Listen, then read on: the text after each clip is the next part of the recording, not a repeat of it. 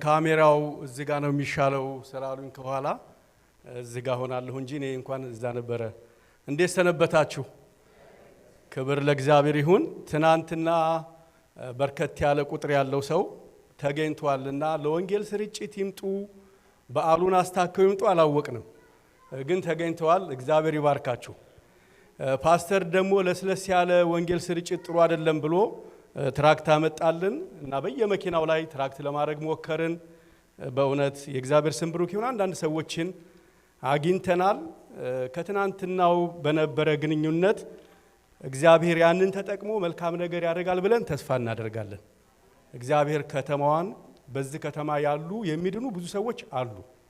በቃ ይሄ የታወቀ ነገር ነውና ይድናሉ። እግዚአብሔር አሳልፎ ይሰጠናል እና ክብር ለጌታ ይሁን። ይጨመሩለታል፣ ለጌታ ይጨመራሉ። ታያላችሁ፣ ይጨመራሉ። እንዴት ይመጣሉ፣ መቼ ይመጣሉ አናውቅም፣ ግን ደውል ይደወላል። የሚጠራ የእግዚአብሔር ደውል ከተማው ላይ ይደወላል እና እንጸልይ፣ በርቱ። የጌታ ስም ብሩክ ይሁን። ዛሬ በልቤ ያለ ቃል ከወንጌል ስርጭቱ ጋራ ለማገናኘት እሞክራለሁ። የግድ በርግጥ በየወሩ ከወንጌል ጋራ ላይገናኝ ይችላል የምናቀርበው ሐሳብ፣ ግን እንደሱ እናደርጋለን። የተለያዩ ነገሮችን ለማቅረብ እናስባለን። ላካፍላችሁ በልቤ ያለው ቃል ማቴዎስ ምዕራፍ 6 ላይ ከቁጥር 25 ጀምሮ ያለ ነው። አንድ ወቅት ይህን ቃል እዚህ ያካፈልኩ ይመስለኛል በሆነ ሴቲንግ፣ ግን እሁድ ቀን እንዳልሆነ አውቃለሁና ላለፈው 3 ሳምንት በተደጋጋሚ ውስጤ ይሄንን ቃል እግዚአብሔር አስቀምጧል። እግዚአብሔር እንደሚናገረን ተስፋ አደርጋለሁ። ይናገረናል ብዬ በጣም ተስፋ አደርጋለሁ። ያጽናናል ብዬ አስባለሁና እናነበዋለን። ገልጽ 5 ላይ በድሮ መደበኛ ትርጉም ይገኛል።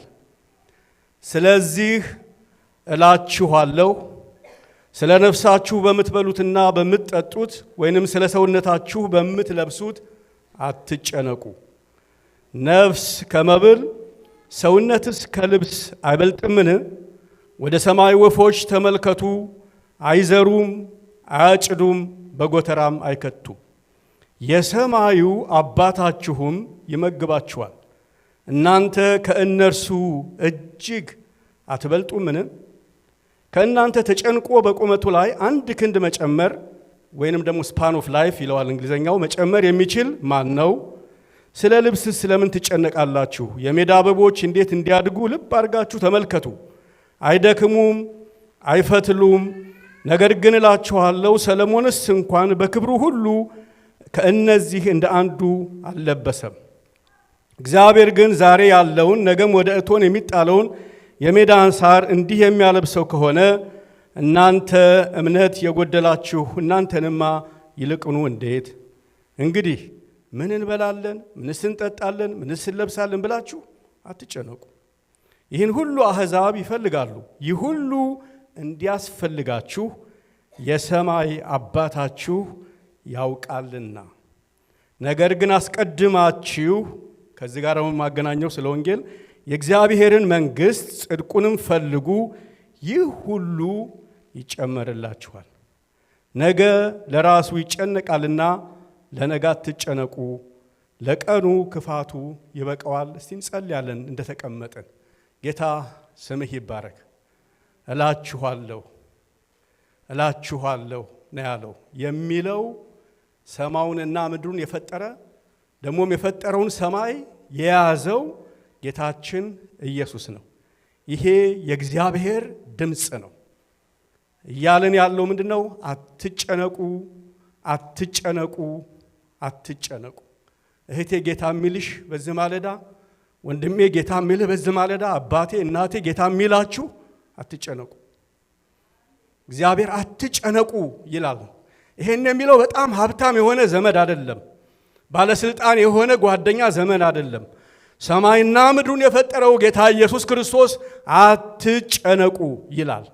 የእግዚአብሔር ስም ለዘላለም የተባረከ ይሁን። አቤቱ ይሄ ድምፅ በመካከላችን ዛሬ ማለዳ እንዲንቀሳቀስ፣ ይሄ በተራራ ላይ የዛሬ 2000 ዓመት የተነገረ እውነት አቤቱ ትውልድን ያሻገረ ዘመን የተሻገረ የሚሰራ ሕያው ትኩስ የሆነ የቃል ድምፅ ዛሬ ምን እጸልያለሁ? የሚያስጨንቀው ዘንግ በዚህ የቃል ጉልበት የተሰበረ ይሁን። በየጓዳ ያለ አንገት ያስደፋ እግዚአብሔር አምላካችን ሆይ እንባ ያበዛ ሕዝብ ቀና እንዳይል ያደረገ ማንኛውም የጭንቀት ጉልበት በዚህ የቃል ጦር የተወጋ ይሁን። አሜን። በኢየሱስ ስም ይወጉ። በየጓዳ ያለ የጭንቀት ኃይል በጌታ በኢየሱስ ስም የተወጋ ይሁን። ነገን ይዞ ዛሬን የነጠቀ የጠላት አሰራር በጌታ በኢየሱስ ስም የተረገጠ ይሁን። ነገን እያሳሰበ የዛሬ ድሃ ያደረገን የሰላም የእረፍት ድሃ ያደረገ የሕዝብ ሁሉ ጠላት ዛሬ ይሄ ግርዶሽ ከሕዝብ ላይ እንዲነሳ እኔ በኢየሱስ ስም ጸልያለሁ። አባት አለህን የምታስብ አባት፣ ግድ የሚልህ አባት፣ ስለ ልጆችህ የምትቀና አባት አለህ። ስም ለዘላለም የተባረከ ይሁን። ቃልህ ይሰራል፣ ዛሬም ይሰራል። ከሚያስጨንቀን የትኛውም የጓዳ ጩኸት ይልቅ የቃልህ ታማኝነት ብዙ ነው። እናምንሃለን። ስም ለዘላለም ይባረክ። እናምንሃለን። የከበበን ነገር ዛሬ ይበተናል። ሃሌሉያ። ቃልህ ይበትነዋል። እግዚአብሔር አምላካችን ሆይ ስምህ ይባረክ። የእግዚአብሔር ድምፅ ምድረ በዳን ያናውጣል እንደሚል ዛሬ ሊናወጥ የተገባው ነገር እንዲናወጥ በቃል ስልጣን እኔ ጸልያለሁ። ሕዝብህን ጠፍንጎ ያሰረ እግዚአብሔር ሆይ እንዳይዘምሩ፣ እንዳይደሰቱ፣ እንዳይስቁ ሳቃቸውን የወሰደ ሰላማቸውን የነጠቀ እንቅልፋቸውን የረበሸ ማንኛውም ኃይል በቃል ስልጣን የተቀጣ ይሁን። የጌታችን ግርማና ውበት የመንፈስ ቅዱስ ኃይል በመካከላችን ይመላለስ። የሚነካ የእግዚአብሔር መንፈስ ይመላለስ። የሚያበረታ የሚያወጣ ከረግረግ ጭቃ ወጣኝ እንዳለ እየጎተተ የሚያወጣ የእግዚአብሔር ምሕረት ይመላለስ። ሃሌሉያ። የሚያወጣ የጸጋ ጉልበት የትንሣኤው ኃይል በመካከላችን የተገለጠ ይሁን። ይሄን የማይወዱ የጨለማ ኃይላት በከተማው ላይ በአየሩ ላይ ያለ አጋንንት በስም ስልጣን የተመታ ይሁን። ነፃነት እንዲሆን እንጸልያለን። ክብር ሁሉ በሰማይ ክብር ሁሉ በምድር ለታረደው በግ ተመልሶ ለሚመጣው ለሙሽራው ለናዝሬቱ ለኢየሱስ መንግስት ላለው መንግስት ይዞ ለሚመጣ ወደ መንግስቱ ለጠራ ለእርሱ ክብር ይሁን። ሃሌሉያ።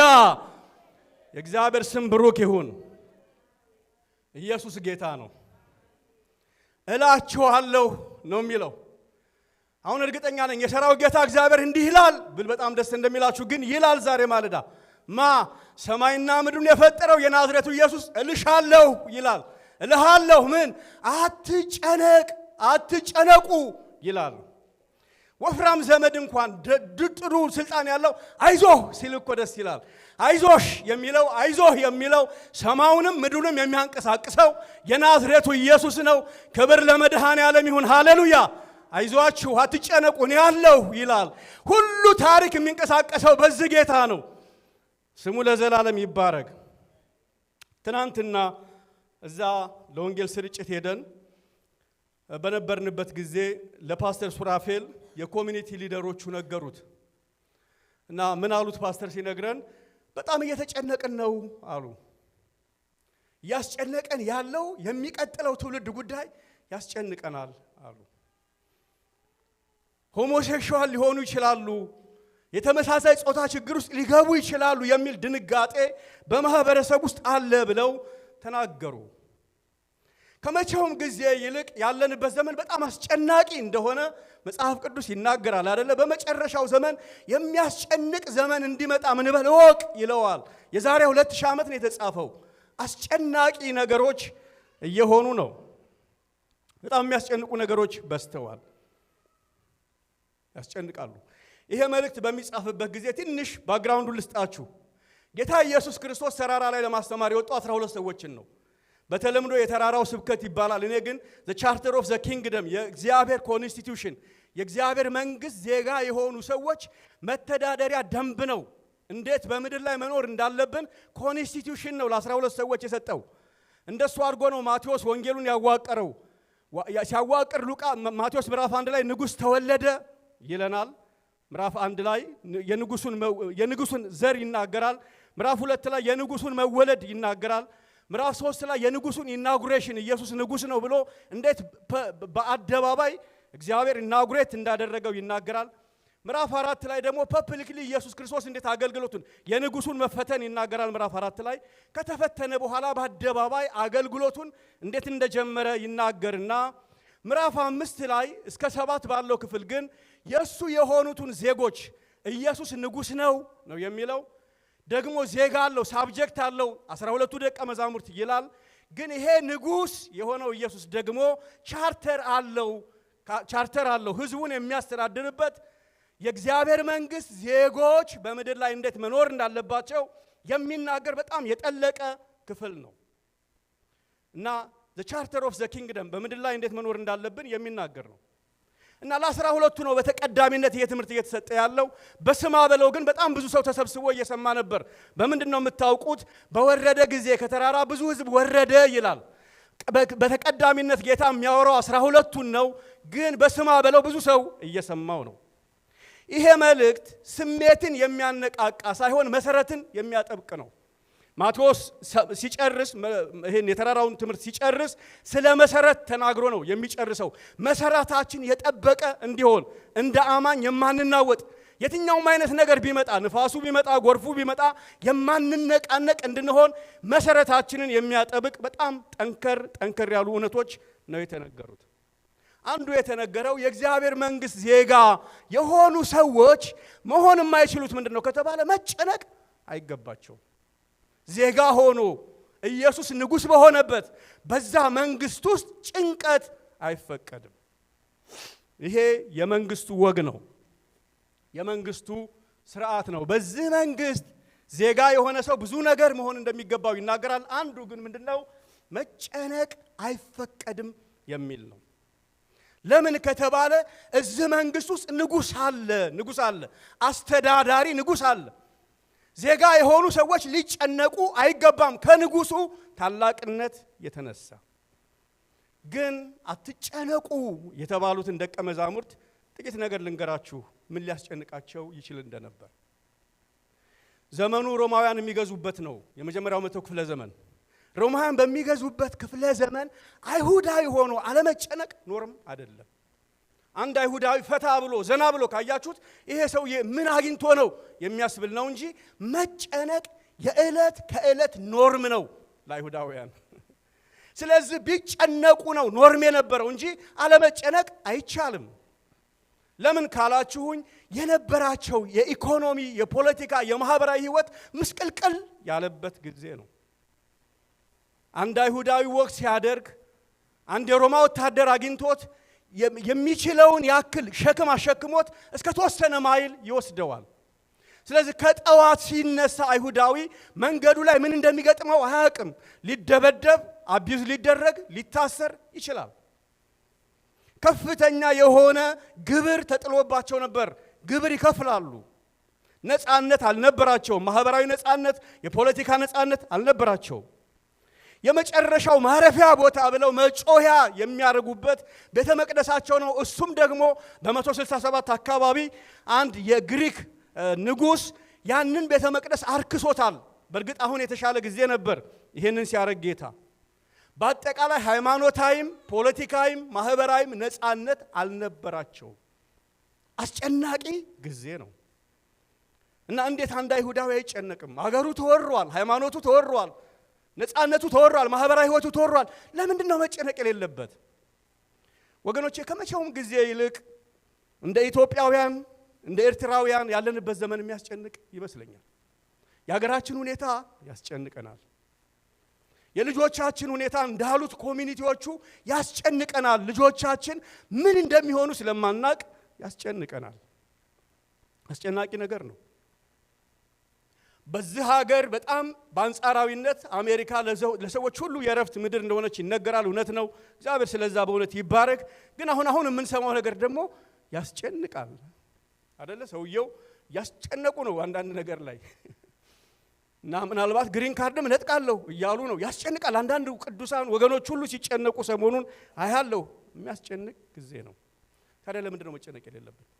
መስሪያ ቤቱ ያስጨንቃል፣ ኑሮ ያስጨንቃል፣ ልጆች ያስጨንቃሉ።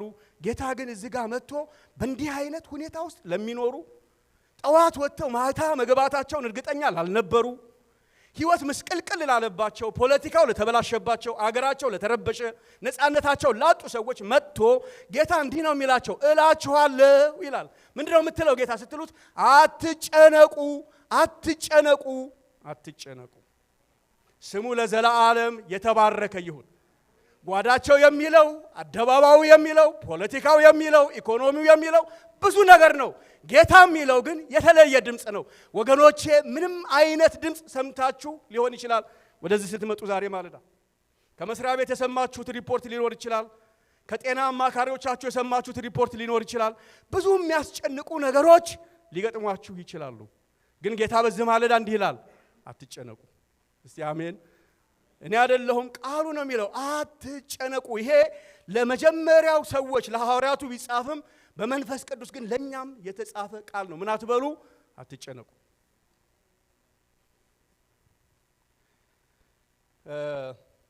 ጭንቀት የሚለው ቃል ሌሎችም ሰዎች ሲሉ ሰምታችሁ ታውቃላችሁ። መታነቅ ማለት ነው ይላሉ። እና አንድ ሰው ምን ብሎ ይናገራል? ማንኛውም ሰው ማለት ጌታን በደንብ ያልገባው በቅጡ ያልገባው ሰው በሁለት ሌቦች መካከል የተሰቀለ ሰው ይመስላል ይላል። አንደኛው ሌባ የትናንትና ጸጸት ነው፣ ሁለተኛው ሌባ የነገ ስጋት ነው ይላል። እንደዚህ የተወጠረ ሰው ይኖር ይሆን? በትናንትና ጸጸት በነገ ስጋት የተሰቀልን የተወጠርን ነፍስ ውጪ ነፍስ ግቢ ውስጥ ያለን ሰዎች እንኖር ይሆን? ጌታ ምን ይላል? አትጨነቁ። እንጨነቃለን፣ በተለያየ ነገሮች እንጨነቃለን። ጌታ ግን አትጨነቁ ነው የሚለው። የሚገርማችሁ ግን ካልተጨነቅን ምን ነው ደግሞ አንዳንዴ የምንጨነቀው ማለት በጣም ደስ ካለን እንዲህ ሰሞኑን ምን ነካኝ በጣም ደስ እያለኝ ነው ምን ልሆን ነው ብለን እንጨነቃለን። ምን ማለት መሰላችሁ? መጨነቅ ኖርም አድርገን ነው ማለት ነው። ደስ አለኝ ልሄድ ነው ወደ ጌታ ብለን እንጨነቃለን። ጌታ ግን ምን ይላል? ለካ ኖርሙ ሳይጨነቁ ቀኑንም ሌሊቱንም አመቱንም ሳምንቱንም ምን ማለት ነው? መኖር ነው። የጌታ ስም ብሩክ ይሁን። እና ጌታ ኢየሱስ ክርስቶስ ለምንድን ነው መጨነቅ የሌለባቸው ስትሉ አራት ነገር ነግሬያችሁ ከእግዚአብሔር መንግስት ጋር አገናኝቼ እጨርሳለሁ። የመጀመሪያው ጌታ የሚናገረው መጨነቅ የሌለብን ከሚያስጨንቀው ነገር ይልቅ እኛ ስለምንበልጥ ነው።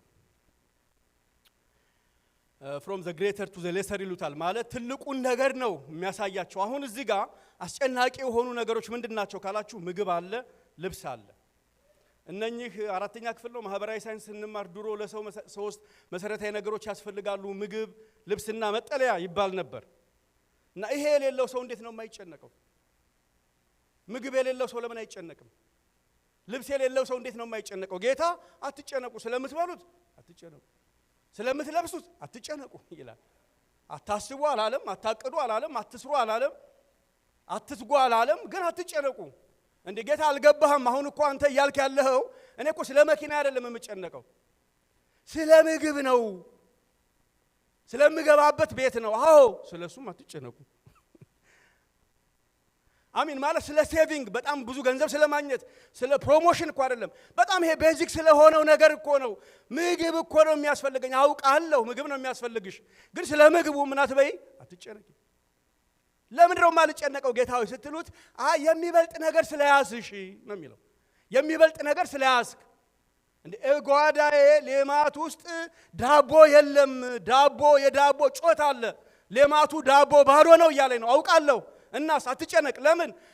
ከጠፋው ሌማት ውስጥ ከጠፋው ዳቦ ይልቅ የሚበልጠው ማን እንደሆነ ልንገራችሁ ይላል። እኔ ይሄ ትምህርት ሪቮሉሽን ነው ብዬ ነው የማምነው። አብዮት ነው ማለት መፈንቅለ መንግስት ነው እያደረገ ያለው ጌታ። ከላይ ሆነው ሰውን ያስጨነቁ ነገሮች አሉ፣ ሰውን አንገት ያስደፉ ነገሮች አሉ። እነማ?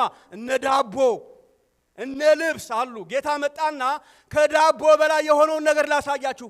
እቤታችሁ ውስጥ ከጠፋው ነገር ይልቅ እናንተ ከምትፈልጉት ነገር ይልቅ እናንተ ምን ትላላችሁ? ትበልጣላችሁ።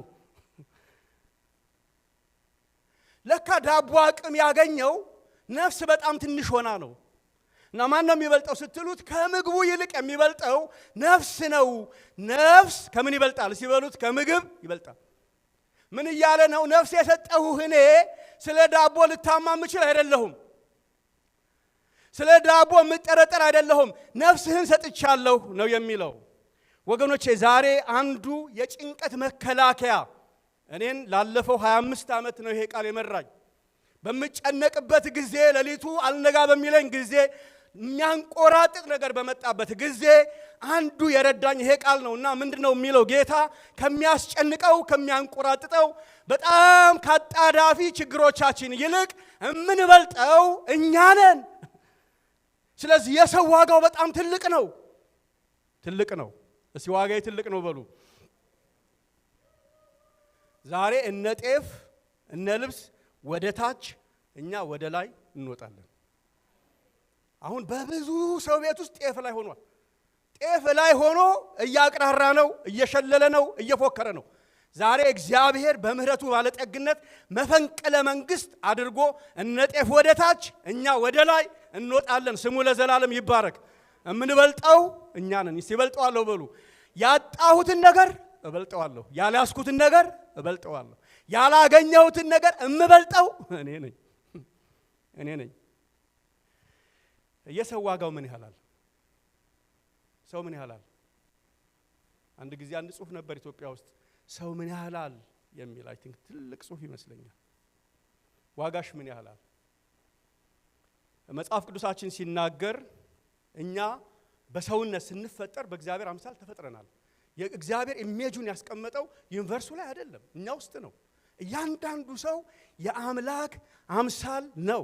የአምሳሉ መቀመጫዎች ነን። የእግዚአብሔር የምሳሌው መቀመጫዎች ነን። ስለዚህ በፍጥረት ራሱ ማንም ሰው ተራ አይደለም፣ በጣም የከበረ ነው ሰው። ከዛ የሚበልጠውን ግን ልንገራችሁ። ሰው በመፈጠሩ ብቻ ሳይሆን ትልቅ የሆነው በመዳናችን በጣም ትልቅ ሆነናል። ጴጥሮስ እንደዚህ ይላል፣ እናንተን እግዚአብሔር ሲዋጅ በሚያልፍ በከንቱ በብርና በወርቅ ሳይሆን ነውር በሌለው በኢየሱስ ክርስቶስ ደም እንደተዋጃችሁ ምን ትላላችሁ?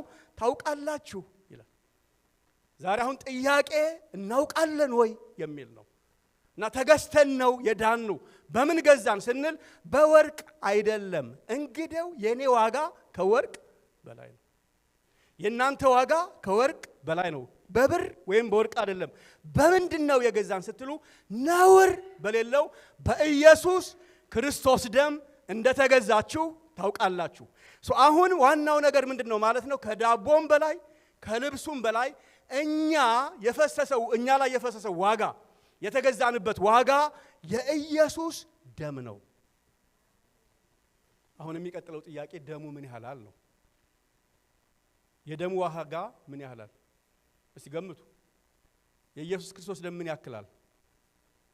እኔ ከዚህ በፊት ተናግሬው እንደሆነ አላውቅም። እስረኞችን እጠይቃቸዋለሁ እና what is the value of the blood ስላቸው ሁሉም ተስማምተው priceless ይላሉ። በጣም ደስ ይለኛል።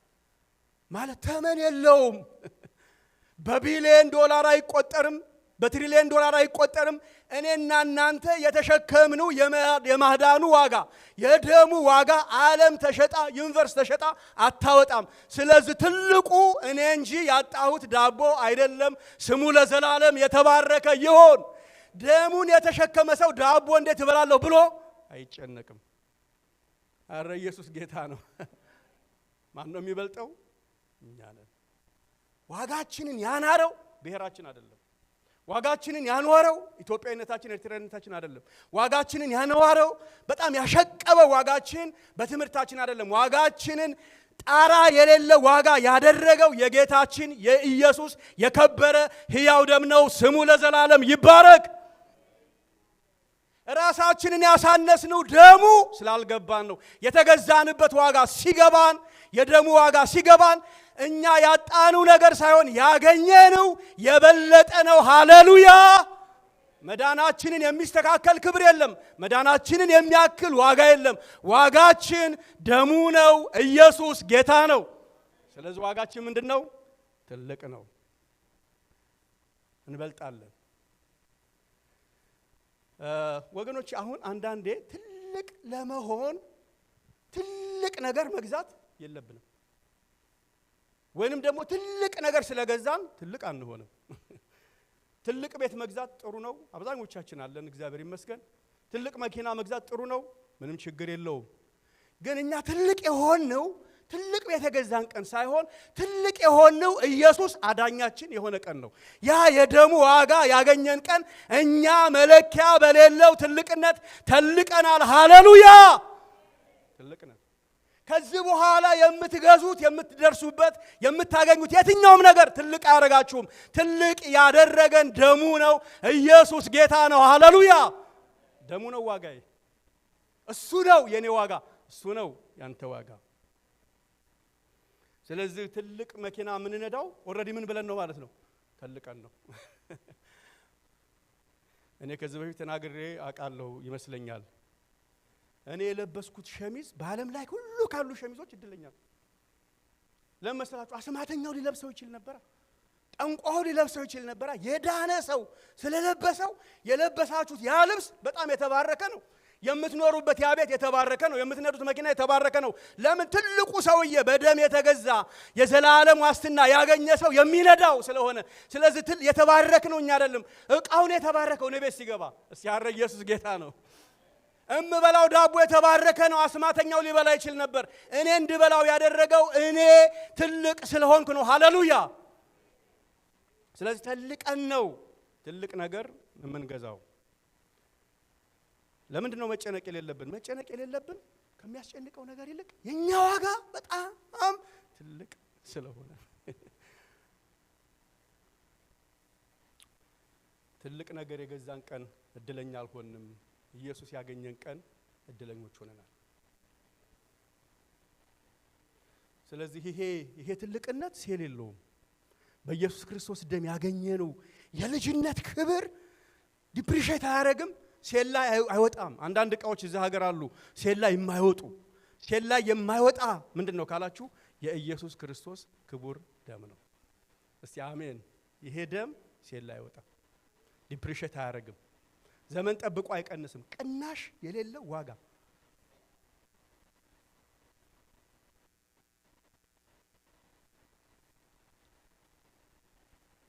ስሙ ለዘላለም ይባረክ።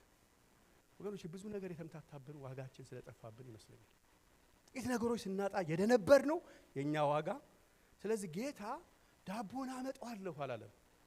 አንተ ኦልሬዲ ከዳቦ ምን ትበልጣለህ? ከልብሱ ትበልጣለህ ብሎ ከዛ ሊማሩ የሚችሉበትን የወፎቹን የአበቦቹን ይናገራል። እና ሉተር ምን ይላል? እነኚህ አበቦች እነኚህ ወፎች ታላቅ ቴዎሎጂያን ናቸው፣ አስተማሪ ናቸው ይላል። ሁለተኛው መጨነቅ የሌለብን ፈጠን ብዬ ልናገር፣ ማንጨነቅበት ሁለተኛው ምክንያት የሚያስፈልገንን የሚያውቅ አባት ስላለን ነው። የእግዚአብሔር ስም ብሩክ ይሁን። አባት አለ። ምን ይላል ጌታ? ይሄ ሁሉ እንደሚያስፈልጋችሁ አባታችሁ ምን ይላል? ያውቃል። የሰማዩ አባታችሁ ያውቃል። በሌላ ቋንቋ ምን እያለ ነው? ስለ እናንተ ጉዳይ እግዚአብሔር ግድ ይለዋል። ስለ እኔ ጉዳይ እግዚአብሔር ግድ ይለዋል።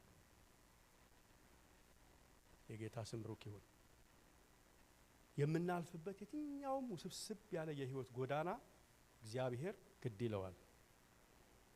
አንዳንዴ እንደሱ እንላለን አይደለ? መንገዴ ከእግዚአብሔር ተሰውራለች፣ እግዚአብሔር ማልፍበትን አያውቅም እንላለን። የኔ ነገር ግድ አይለውም እንላለን። ጌታ ግን የሚለው ምንድነው? የሰማዩ አባታችሁ ምን ይላል? ያውቃል። የሚያስብ ግድ የሚለው አባት አለን። ስሙ ለዘላለም ይባረክ። የጸጉራችሁን ቁጥር የምታውቁ ሰዎች ስንት ናችሁ? ማን አለ እዚህ? እኔ ቆጥሬዋለሁ ብሎ ካልኩሌት ያደረገ ሰው ማለት ከሌላችሁ በቀር ማለት ነው። ጸጉር ከሌላችሁ በቀር የጸጉሩን ቁጥር የሚያውቅ የለም አይደለ? ዳዊት የጸጉሬን ቁጥር እግዚአብሔር ምን ይላል? ያውቃል። መነሳትና መቃሁን ዛሬ ስንት የተነሳችሁ ስንት የተቀመጣችሁ ማን ያውቃል? የቆጠረ ከዛሬ ማለዳ ጀምሮ ዳዊት የተነሳው ዛሬ ስንት የተነሳ ብትሉት ዳዊት እግዚአብሔር ያውቃል። መነሳታችንን ያውቃል፣ መቀመጣችንን ያውቃል፣ የገጠመንን ያውቃል፣ የሚገጥመንን ያውቃል፣ የምናልፍበትን ያውቃል። እግዚአብሔር ግድ ይለዋል። አባት አለ። ምን የሚል የሚያስብ አባት፣ ግድ የሚለው አባት አለ። አንድ ጊዜ አንድ እናት ባለፈው ሳምንት እዚህ ቸርች እንደተደረገው ምስክርነት ጊዜ ይደረጋል በቸርች ውስጥ እና ሁሌ ምስክርነት አለ ከተባለ እጃቸውን ያወጡና እኔ ያለው ብለው ይወጣሉ።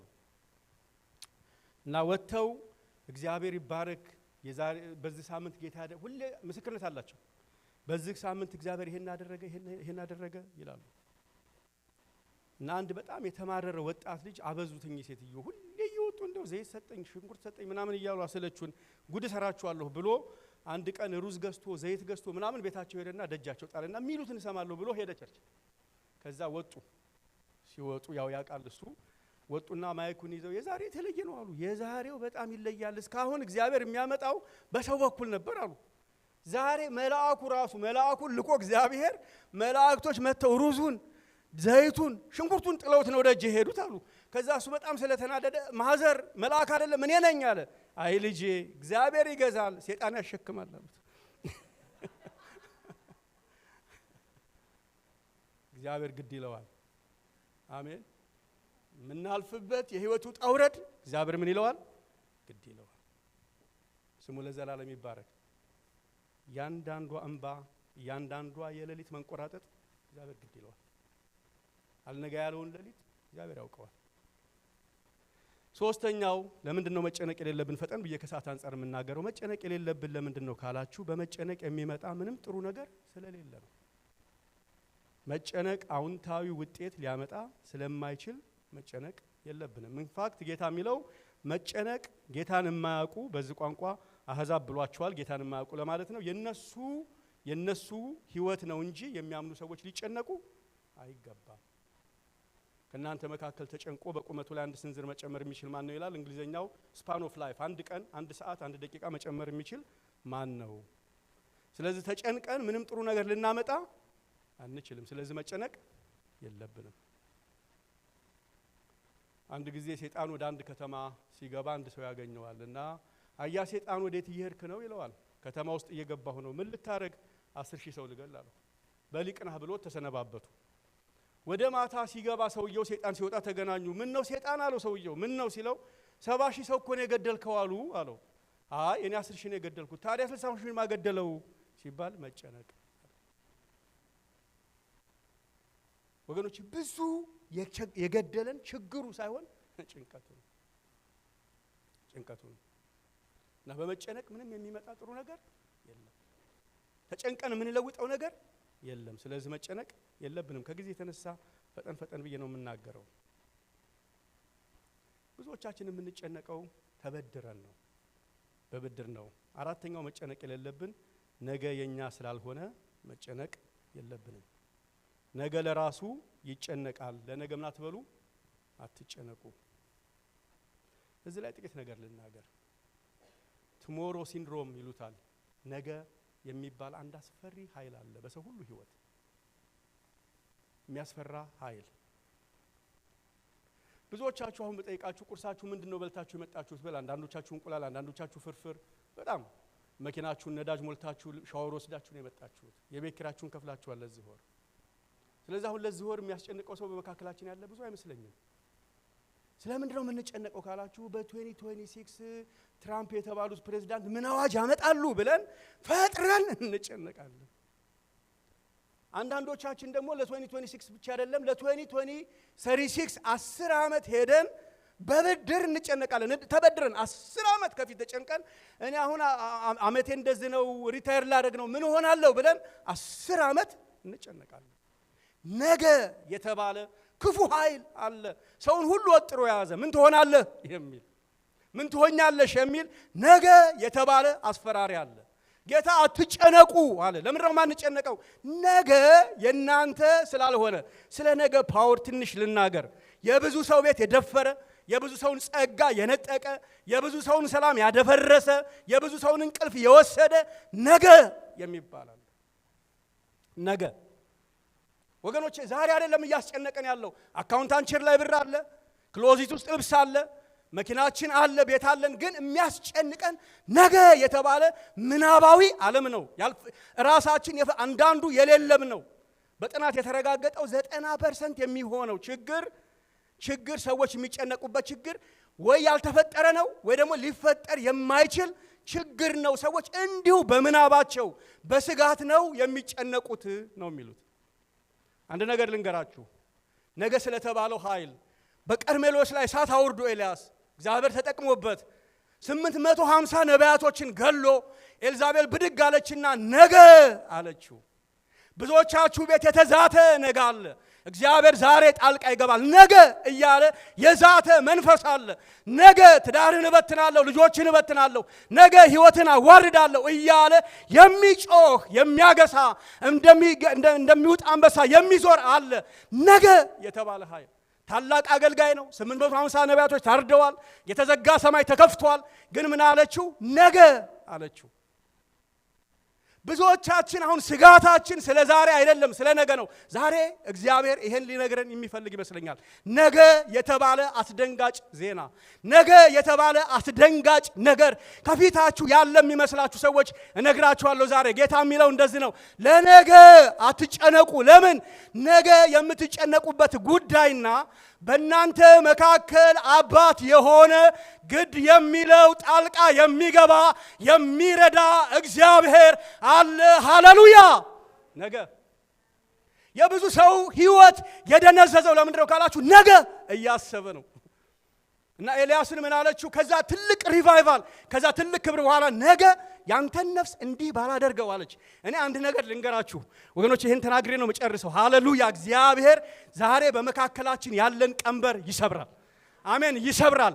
የነገ ድንጋጤና ስጋትን እግዚአብሔር ይሰብራል፣ ይሰብራል። በየጓዳችን ተቀምጦ የሚያጓራ ጠላት እግዚአብሔር ይወገዋል። ሃሌሉያ! እንዲህ ብዬ እላለሁ፣ ኤልያስን ነገ ነው የምገልህ አለችው። እኔ ምን ብዬ እላለሁ? ነገ የምትገልህ ከሆነ ለምን ዛሬ አገለው? እንግዲህ የምስራች ትናንትና ያልገደለን መከራ፣ ትናንትና ያልገደለን ሰይጣን ዛሬም አይገለንም፣ ነገም አይገለንም። እግዚአብሔር የነገ አምላካችን ነው። ሃሌሉያ! አቻምና ያበላን አምና ያሻገረን የነገም አምላክ ነው፣ የሚመጣውም አምላክ ነው። ሃሌሉያ! ስሙ ለዘላለም ይባረክ። ለምን አገለውም? ዛሬ አትችልም። ብዙ ሰይጣን የሚፎክረው እንዲህ እያለ ነው፣ ነገ እያለ ነው፣ ነገ እያለ ነው፣ ነገ እያለ ነው። እንዲህ በሉት፣ የትናንትናው እግዚአብሔር የነገም ነገዬ ነው። ሃሌሉያ! የነገም ጌታዬ ነው። ትናንት ያበላኝ ያሻገረኝ ነገም የሚያሻግረኝ ነው። ሃሌሉያ! ነገ በየቤቱ ተቀምጦ ሰውን ያስለቀሰ ነገ አለ። ነገ ምንም አትሆንም። ትናንት ረድቶ ከሆነ ነገም ይረዳሃል፣ ዛሬም ይረዳሃል። ስሙ ለዘላለም ይባረክ። ብዙ ሰው ድሃ ነው፣ የዛሬ ድሃ ነው። ለምን ካላችሁ በትናንትናው ጸጸት፣ በነገው ስጋት። ትናንትና ለጠፋ ለየትኛውም ነገር የኢየሱስ ክርስቶስ ደም ዋስትና ነው። ነገ ለሚሆነው ለየትኛውም ነገር የእግዚአብሔር እጅ ብርቱ ነው። ስሙ ለዘላለም ይባረክ። ግን ነገ የሚል አስጨናቂ አለ። ነገ አገኘሃለሁ፣ ነገ አገኝሻለሁ የሚል አያገኘንም። ነገ የተቀጠረ የነ ኤልዛቤል ምክር አያገኘንም። እስቲ አሜን በሉ። በነገ ላይ የጮኸች ኤልዛቤል አገለንም።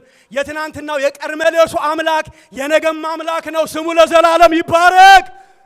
ትናንት የረዳን እግዚአብሔር ነገም ሕያው ነው። ሃሌሉያ! ይችላል። ቱሞሮ ሲንድሮም ብዙን ሰው እስረኛ ያደረገ፣ ብዙን ሰው አቅም ያሰጣ፣ አንገት ያስደፋ፣ መዝሙር የነጠቀ አንድ እውነተኛ ታሪክ ልንገራችሁ። በደርግ ዘመን የሆነ ነው። የሚያገለግላት ፓስተር ነው የነገረኝ። 4 ኪሎ የምትማር ዩኒቨርሲቲ 4 ኪሎ ያኔ በጣም ከባድ ነው እና አንድ ሳብጀክት ከተበላሸ ትባረራላችሁ እና አንድ ትምህርት አልሆን አላት አንድ እህት እና ተጨነቀች። ያንን ሳብጀክት ካላለፈች ትባረራለች እና እዚህ ወንድም ጋር ሄደች እና ነገረችው። ምንድነው አላት። አይ በቃ ይሄን ሳብጀክት ሳጠና ጭንቀት በጭንቀት ነኝ አለችው። ለምን? እምባረር ይመስለኛል አለችው። ኦኬ አላት። እና ብትባረር ምን ትሆኛለሽ አላት። አይ ብባረርማ ቤተሰብ ጋር ሄዳለሁ አለች። ከዛስ አላት። ከዛማ ቤተሰብ ይሸከምና ደግሞ ይተውኛል። ከዛማ ቤተሰብ ያባረኛል በጌታም ስለሆንኩ።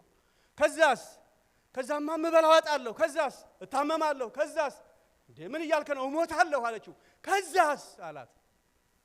ከዛ ደነገጠች።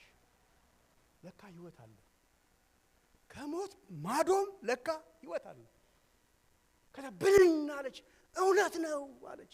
ልሙት እማጠናው ይሄን ትምህርት በልጨው ነው። እማጠናው ይሄን ትምህርት ፈርቼው አይደለም፣ እያስፈራራሁት ነው። ብባረርም ቤተሰብ ብገባም ብሞትም ኢየሱስ ጌታ ነው፣ ወደ ሰማይ ነው መሄደው አለች። አንገቷን ቀና አርጋ ሄደችና ማጥናት ጀመረች። ያ ያስፈራራት ትምህርት ፈረሰ። ወገኖቼ ብዙ የሚያስፈራረን ነገር የሌለ እኮ ነው። አይዲያል ነው አንዳንዱ በእርግጥ ፕራክቲካል ሊሆን ይችላል። ከዛ ፈረሰ። ይቺ ተመረቀች። ዛሬ አሜሪካ ትኖራለች። ክብር ለእግዚአብሔር ይሁን። ከዛስ የሚላችኋል ብትሞቱስ? አልገባም። አሁን ሌኦፍ ብንደረግ አሁን ሚስተር ኤአይ በጣም እያስፈራራ ነው። በነገራችን ላይ ቤተክርስቲያንንም እያስፈራራ ነው። አሁን ፓስተርም ሆናለሁ እያለ ነው። ፓስተር ኤአይ የሚባል አልሰማችሁም? ፓስተር አደርጋለሁ እያለ ነው ኤአይ እና ቸርች ባዶ ይሆናል ተብሎ ይፈራል። አሁን እመክራለሁ ካውንስል አደርጋለሁ እያለ ነው። መስሪያ ቤቱንም ይዣለሁ እያለ ነው። ሊመጣ ይችላል። ኦፍ ኮርስ ሊመጣ ይችላል። ከዛስ ከስራ እንባራለን። ከዛስ እንታመማለን። ከዛስ እንሞታለን። ከዛስ ወደ ጌታ እንሄዳለን። አንድ ነገር ልንገራችሁ፣ እኛ የዳንን ሰዎች ነን። ሞት አያስፈራራንም። ሲያምን ችግር አያስፈራራንም። መስሪያ ቤቱ አያስፈራራንም። ከዛ በላይ ግን ጌታ የሚለውን ስሙ። ከወንጌል ጋር እናገናኝቼ እጨርሳለሁ። ለምንድን ነው መጨነቅ የሌለብን? የመጀመሪያው መጨነቅ የሌለብን ለምንድን ነው መጨነቅ የሌለብን? ምንድን ያልኳችሁ እኛ ከችግሩ በላይ ስለሆንን በጣም ጎበዝ። ለምንድን ነው መጨነቅ የሌለብን? የሚያስብ አባት ግድ የሚለው የሥጋ አባት እንኳን ያስባል። የዩኒቨርሱ አባት በምጥ ጣር የወለደን በመስቀል የወለደን ግድ ይለዋል። ያንቺ ነገር ግድ ይለዋል። ያንተ ነገር ግድ ይለዋል። ስሙ ለዘላለም ይባረክ። ግድ የሚለው የሚያውቅ መንገዳችንን የሚያውቅ ጓዳችንን የሚያውቅ ታሪካችንን የሚያውቅ ግድ የሚለው ሃሌሉያ አባት አለን። እስቲ አባት አለን በሉ። አባት አለኝ፣ የሚያስብልኝ አባት፣ ግድ የሚለው አባት፣ የሚረዳ አባት፣ ሃሌሉያ አለን። አባት አለን። ለምንድነው መጨነቅ የሌለብን? በመጨነቅ የሚመጣ ምንም ጥሩ የሆነ ነገር የለም። አዎንታዊ ነገር የለም። ለምንድነው መጨነቅ የሌለብን? ነገ የኛ ስላልሆነ። በሐዋሳ ከተማ ላይ አንድ ጥሩ ቤተሰብ ልጅ፣ ቤተሰቦቹ ጥሩ ናቸው፣ ጌታን ይወዳሉ። ማታ ራት ሲቀርቡ ራት ቀርቦለት ማሚ ይላል። ምንድነው ስትለው ቁርስ ምንድነው ይላል። የብዙዎቻችን ታሪክ እንደሱ አይመስላችሁም? እና ምን የሚባል ይመስላችኋል? አርፈ ብላ ይባላል። አሁን የብዙዎቻችን ጭንቀት ነገ ምንድነው እያልን ነው። ጌታ ምን እንደሚል ዛሬ አርፈ ዘምር፣ ዛሬ አርፈ ጸልይ። ነገስ እናውቀው። ነገ ምን ይመጣል? እኔ ሴክሽኔ ልገባ እችላለሁ ብዬ አስባለሁ። ማለት አይመጣም። ሴክሽኔ ብገባ አሁን ቤቴን ሸጬ ምንም አይመስለኝም። መዘመሬን እቀጥላለሁ፣ መጸለየን እቀጥላለሁ፣ ለጌታ መመስከሬን እቀጥላለሁ። የምንኖርበት የትኛውም የህይወት ሁኔታ መዝሙራችንን አያስቆመንም። ሃሌሉያ። ነገ ከባድ የሆነ አስፈራራ ነው፣ የሚያስፈራራ መሳሪያ ነው። አንድ ነገር ልንገራችሁና ጨርሳለሁ። ጌታ እንዲህ አለ፣ ስለ ነገ አትጨነቁ፣ ስለምትበሉት አትጨነቁ፣ ስለምትለብሱት አትጨነቁ ካለ በኋላ እንግዲያው ሊያስጨንቃችሁ የሚገባ ነገር ካለ አንድ ነገር ግድ ይበላችሁ አለ። ምንድነው ሲባል ስለ መንግስቱ፣ ስለ እግዚአብሔር መንግስት። አሁን ስለ እግዚአብሔር መንግስት ጊዜ የለም አልናገርም። the kingdom of God ማለት አሁን እንግሊዘኛው አንዳንዴ ጥሩ ነው። the domain of the king፣ ዶሜን እና ኪንግ የሚለውን ቃል ወስደው ነው the kingdom of God ያሉት። ማለት ንጉሱ የሚገዛበት ማለት ነው። ስሙ ለዘላለም ይባረክ። የኛ የህይወታችን ገዢ ማን ነው? ኢየሱስ ነው። ስለሱ ምን በሉ አስቡ። አስቀድማችሁ እግዚአብሔር መንግስት ጽድቁንም ፈልጉ፣ ሌላው ምን ይሆናል? ይጨመራል። ለካ ሌላ ሁሉ ምንድነው? ምርቃት ነው። ዋናው ምንድነው እያለ ያለው ጌታ? ሰይጣን ይኸው በጣም ተንኮለኛ ነው። ምን መሰላችሁ የሚያደርገው? እንጀራና ዳቦን እያስለፈለፈ መንግስቱን ማስረሳት። ስለ እግዚአብሔር መንግስት ግድም አይለን፣ ስለ ወንጌል ግድም አይለን፣ ስለ ጽድቅ ግድም አይለን ሰዎች እንጀራ እሹ እንዲሆንብን ይፈልጋል።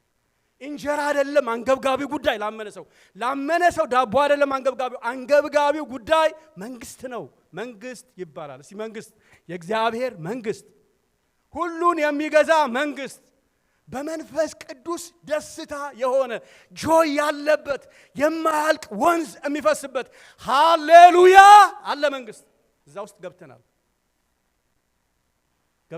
ወደ ልጁ መንግስት ምን አድርገን? ወደ ፍቅሩ መንግስት ምን አድርገን? ፈላሻንን ፈልሰን ገብተናል። ኪንግደም ውስጥ ገብተናል። ስለሱ ነው ግድ ሊለን የሚገባ። እንግዲያው እንጀራ ቦታውን ነው መያዝ ያለበት። እኛ ስለ መንግስቱ ስንኖር እንጀራን የሚያበላ የመንግስቱ ንጉስ ኢየሱስ አለ። ስሙ ለዘላለም ይባረክ። ይሄን ነግራችሁ ልጨርስ። መንግስቱ ውስጥ ገብተናል። አንድ ቀን የእግዚአብሔር መንግስት መታለች፣ ደሞ ትመጣለች። ኦሬዲና ኖቴት እንለዋለን። የእግዚአብሔር መንግስት በመካከላችሁ ናት ብሏል አይደለ? ደሞ መንግስትን ጠብላችሁ ጸልዩ ብሏል አይደለ? የመጣች ደሞም የምትመጣ መንግስት ውስጥ ነው ያለነው። አንድ ቀን ይሄ መንግስት በሙላት ይመጣል። ጌታችን ኢየሱስ በክብር ይመጣል። ስለሱ ግድ ይለናል፣ ስለሚጠፉ ሰዎች ግድ ይለናል። ስለ መንግስቱ እንዘምራለን፣ እንጸልያለን። አሁን በዓለም ላይ ያሉ ሁሉ ነገሮች አንድ ቀን ያከትማሉ። ይሄ ልንገራችሁ። ድሮ ደረጀ ዘምሮታል፣ ብዙዎቻችን እንዘምረዋለን። የንጋቱ ኮከብ አበራ ጌታ ኢየሱስ በምድር ስፍራ ማን ያግደው የሚል መዝሙር ይላችኋል። የንጋቱ ኮከብ። ስለ ንጋቱ ኮከብ ስለ ሞርኒንግ ስታር ልናገርና ልጨርስ። ብዙ ስታሮች አሉ ሌሊት ላይ የሚበሩ በጣም ብዙ በቢሊየን የሚቆጠሩ። ከዛ ውስጥ ግን አንድ ዩኒክ የሆነ ስታር አለ፣ ሞርኒንግ ስታር ይባላል፣ የንጋቱ ኮከብ። እሱ የሚበራው መቼ መሰላችሁ? ሁሉ ኮከብ ጸጥ ብለው ሲጠልቁ ጥልቅ ጥልቅ ጥልቅ ጥልቅ ሲሉ ይሄኛው ኮከብ ይጠብቅና ሁሉም ከገቡ በኋላ እሱ ቦክ ብሎ ይበራል። ሞርኒንግ ስታር ይባላል። ምን እያለ እንደሆነ ታውቃላችሁ? ዮሐንስ ሲል ዓለም ላይ በጣም ብዙ ስታር አለ። የሆሊውድ ስታር፣ የዋይት ሃውስ ስታር፣ የአርሴናል ስታር፣ የሊቨርፑል ስታር ያላችሁን እናንተ የአሜሪካውን የእግር ኳስ ስታር፣ ብዙ ስታሮች አሉ። የማራቶኑ ስታር ሁሉም እያበራ ነው። አሁን አንድ ቀን ግን ሁሉም ጥልቅ ጥልቅ ጥልቅ ጥልቅ ጥልቅ ሲል ብቻውን ደምቆ ለዘላለም የሚያበራ የናዝሬቱ ኢየሱስ ይገለጣል። ስሙ ለዘላለም የተባረከ ይሁን። ሃሌሉያ! የንጋቱ ኮከብ ያበራል። እስቲ እንጸልያለን። ስሙ ለዘላለም ይባረክ። ሃሌሉያ! አንጨነቅ። እኛን የሚያስጨንቀን መንግስቱ ነው። ጌታችን ኢየሱስ በክብር ይመጣል። ስሙ ለዘላለም ይባረክ። አባት አለን፣ የሚያስብ ግድ የሚለው አባት አለን፣ የሚረዳ እጅ ያለው ወደ እያንዳንዳችን ጓዳ ዛሬ እንዲገባ እግዚአብሔር ይሄ የምህረት እጅ እንዲገባ፣ ይሄ የፈውስ እጅ እንዲገባ፣ ይሄ የሚረዳ እጅ እንዲገባ። ሃሌሉያ! ጌታ ኢየሱስ ጸልያለሁ። በተለያየ መንገድና ጎዳና ለሚያለቅሱ ለሚያዝኑ ወገኖቼ እጅህ እንዲገባ ጸልያለሁ። አቤቱ ጭንቀት ቦታ አግኝቶ ቢሆን ይሄንን የሚጠርግ የቃልህ ጉልበት የመንፈስ ኃይል እንዲገባ እንጸልያለን። እስቲ ከፓስተር ጋር እንጸልያለን። ሃሌሉያ! ጌታ ይባርክ። ሁላችንም እስቲ ተነስተን የጌታን ራት የምንወስድበት ጊዜ ነው። እግዚአብሔር የተናገረንን ይሄንን እውነት እያሰብን እንወስዳለን።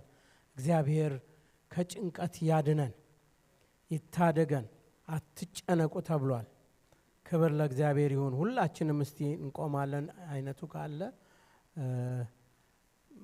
ሙዚቃ እየተጫወተ የጌታን ራት እንወስዳለን። በጣም ጥሩ፣ በእውነት ማች የሚያደርግ መልእክት ነው። ጌታ ኢየሱስ ክርስቶስ ከሞቱ የተነሳ እኛ ድልን አድርገናል። የሚያስጨንቀንን ሁሉ በእሱ ላይ እንድንጥል ጌታ አድርጓልና እግዚአብሔር የተመሰገነ ይሁን። እና አይነቱ ካለ ቢያግዘን በኪቦርድ። ሃሌሉያ ሃሌሉያ ሃሌሉያ ሃሌሉያ።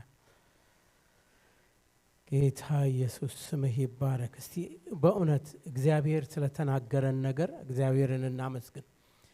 ጌታ አትጨነቁ ይለናል። ብዙ የሚያስጨንቁ ነገሮች በዙሪያችን አሉ። እውነት ነው። የሚያስጨንቀንን ሁሉ እስቲ በራሳችን ላይ እንጣለው። እግዚአብሔር መልካም አምላክ ነው። ሃሌሉያ! ስለተናገርከን እናመሰግንሃለን።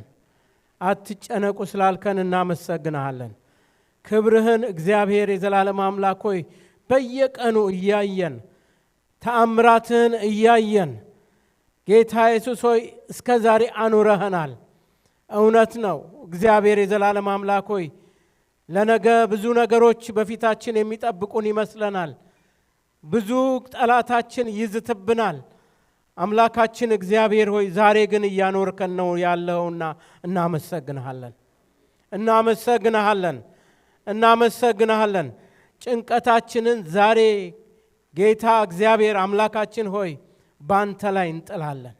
እስቲ ስለ ጤንነታችን የምንጨነቅ ሰዎች፣ ስለ ልጆቻችን የምንጨነቅ ሰዎች፣ ስለ ቤታችን የምንጨነቅ ሰዎች፣ እንደገና ደግሞ ስለ ፋይናንስ የምንጨነቅ ሰዎች፣ ስለ ቤተሰቦቻችን የምንጨነቅ ሰዎች፣ ስለ ምድራችን የምንጨነቅ ሰዎች እስቲ ዛሬ ይህንን ጭንቀታችንን በሱ ላይ በእውነት እንጣለው። ለአንድ ደቂቃ ያክል ስምን እየጠራችሁ ልጆቻችሁ ከሆነ የልጆቻችሁን ስም እየጠራችሁ በጌታ ፊት አድርጉት። እስቲ ጤንነታችን ከሆነ የሚያመንን ስሙን እየጠራን በጌታ ፊት እንጣለው። ኢየሱስ ያድናል። ኢየሱስ ያድናል። የሚያስጨንቀንን ሁሉ ከላያችን ላይ ያነሳልናል። አትጨነቁ ያለን ጌታ እንዳንጨነቅ የሚያደርግ የእግዚአብሔር ክብር የእግዚአብሔር መንፈስ በእኛ ላይ ይመጣል። ጌታ ሆይ ስምህ ይባረክ። ሃሌሉያ። እናመሰግንሃለን፣ እናመሰግንሃለን፣ እናመሰግንሃለን፣ እናመሰግንሃለን። እንመጣለን፣ ሁላችንም ወደዚህ እንመጣለን። አይ ቲንክ አይኖቱ እዚህ የለም። ሃሌሉያ፣ ሃሌሉያ። እናመሰግንሃለን፣ እናመሰግንሃለን። እሺ ሁላችንም እንይዝና በጌታ ፊት ሃሌሉያ።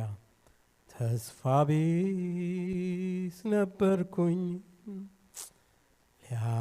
ሊያወጣኝ ሲመጣም ግን እሱ ነገረኝ ነፃ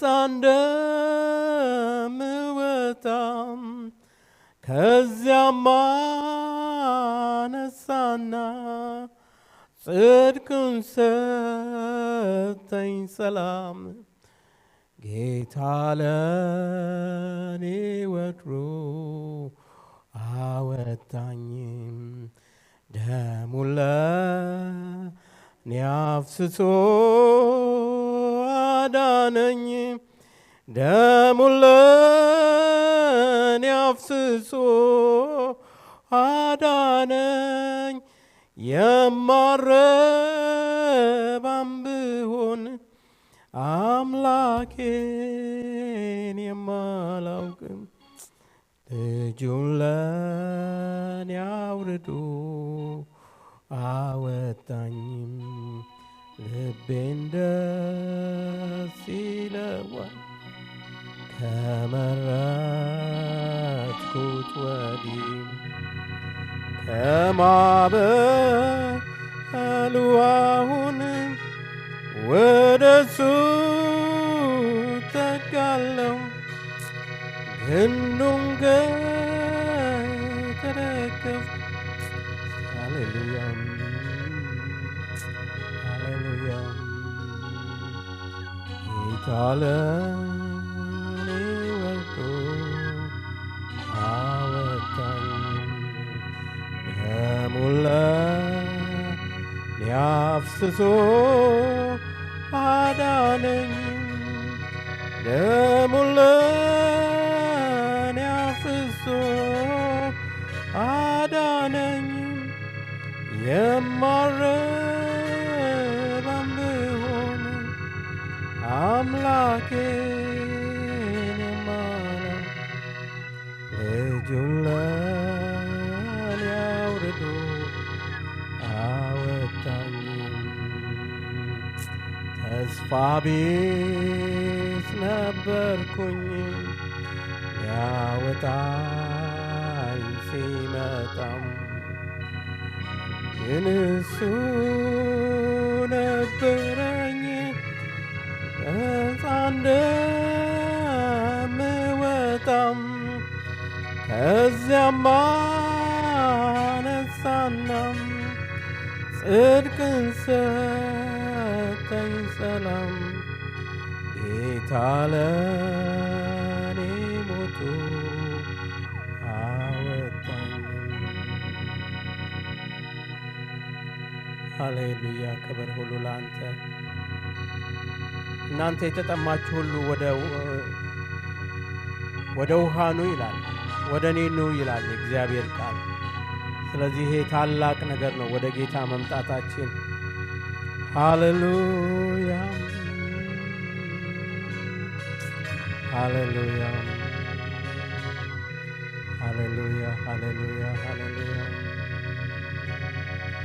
ሃሌሉያ ሃሌሉያ ሃሌሉያ ሃሌሉያ አንተ ከሁሉ አንተ ዘመንን መብተሃል አንተ ከሁሉ በላይ ነህ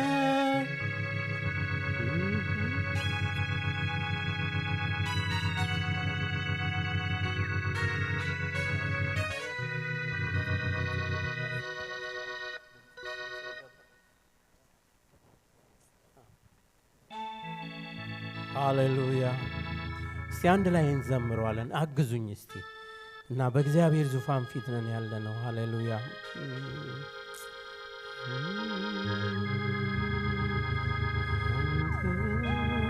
ሰማይን ሰርተሃል አንተ ምድርን መስርተሃል አንተ ከሁሉ በላይ ነህ ፍጥረት ይንቀጥቀጥልህ አንተ ከሁሉ እስቲ አግዙኝ እንዘምረው ፍጥረት ይንቀጥቀጥልህ ሃሌሉያ ሃሌሉያ ሃሌሉያ ሃሌሉያ ሃሌሉያ ሃሌሉያ ሃሌሉያ ሃሌሉያ ጌታ ኢየሱስ አልፎ በተሰጠበት በዛች ሌሊት እንካችሁ ይህ ስለ እናንተ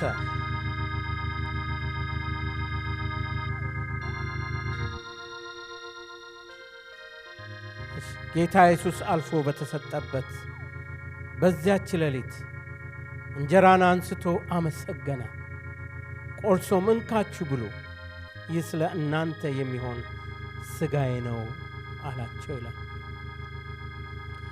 አንድ ላይ ይህንን እንወስዳለን የዛሬ 2000 ዓመት ጌታ ኢየሱስ ክርስቶስ እንካችሁ ስለ እናንተ የተቆረሰው ሥጋዬ ነው ብሏል ይህንን ለመታሰቢያ ያድርጉት ብሏል ዛሬ ከጌታ ጋር ነንና ይህንን የጌታን ሥጋ እንወስዳለን ሃሌሉያ እንዲሁም ከራት በኋላ ጽዋውን ደግሞ አንስቶ ይህ ጽዋ በደሜ የሚሆን አዲስ ኪዳን ነው በጠጣችሁ ጊዜ ሁሉ ይህንን ለመታሰቢያ አድርጉ አለ ይላል አሁንም ይህንን ጽዋ የጌታ ኢየሱስ ክርስቶስን ደም እያሰብን እንጠጣለን